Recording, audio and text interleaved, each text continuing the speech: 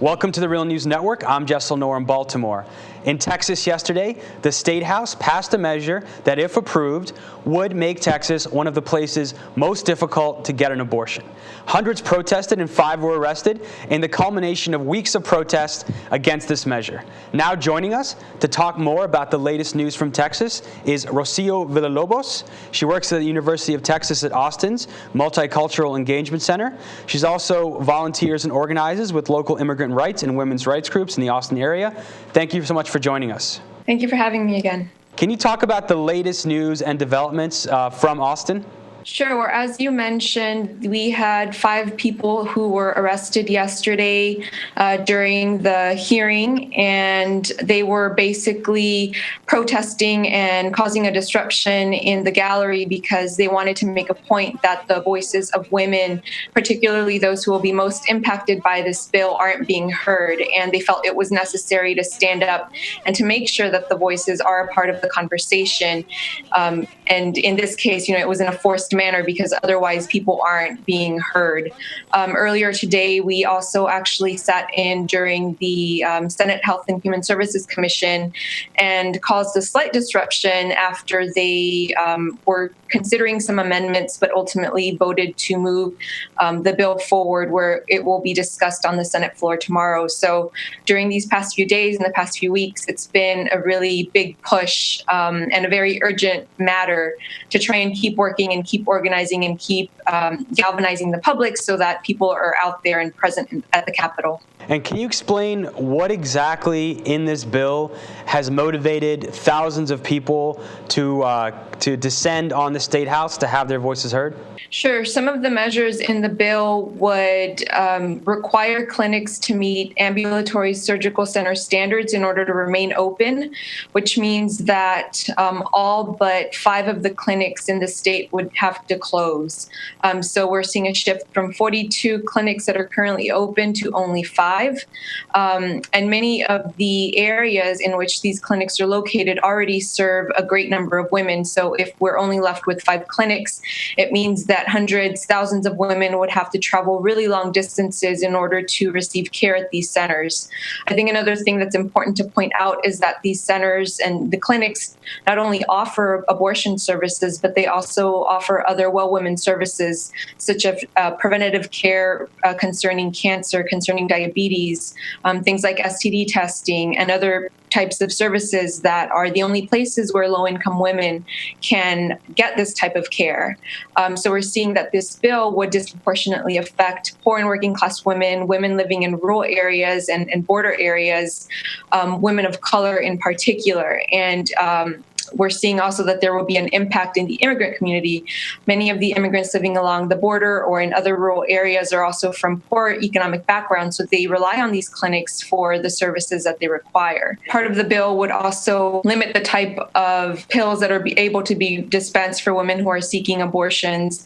So we're seeing that in general, it's really a matter that goes far beyond just receiving abortions. It's about being able to provide access to services that will allow women to take care of themselves and to not be in risk of different diseases. So we see these type of measures being passed across the country or proposed across the country.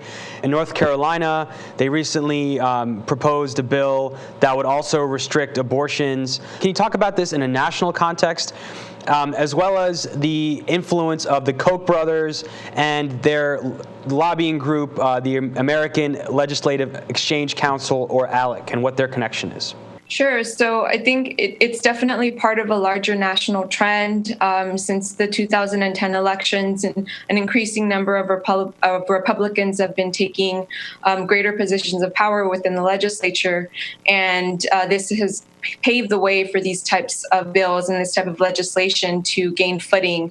So we're seeing these types of bills all over the country. In places like North Dakota and Mississippi right now, they're fighting to keep the last abortion clinics open. In places like Wisconsin and Ohio, they're trying to push back against invasive ultrasounds. So this is all connected. It's all about limiting people and women's access to different types of medical care, while the states are also facing budget cuts to the funding that they need in order to continue providing care for people in general. I think it's definitely important to note that Laubenberg, who is the Texas chair of ALEC, she has been, one of the strongest supporters of this legislation. She introduced the bill, and it's you're seeing these connections in part of a larger conservative agenda that's creeping across the country. So you certainly face an uphill battle trying to block these measures in Texas. Can you talk about the next steps for the movement, as well as any long-term plans the movement is putting together in light of the massive support you've received in Texas and across the country? Well, it's been several different groups that have been working on pushing back against these attacks, which makes it a challenge when you're working on something that is on such a large scale and things that are moving so quickly. In the short term, we are looking at possible actions and a plan for tomorrow. Again, the bill is going to be read on the Senate floor, and it may go up for a vote again tomorrow or Saturday. So there are kind of very immediate concrete plans for the next few days that include mobilizing a lot of people to come out to the Capitol again and show their support and try to do what we can to prevent this type of legislation.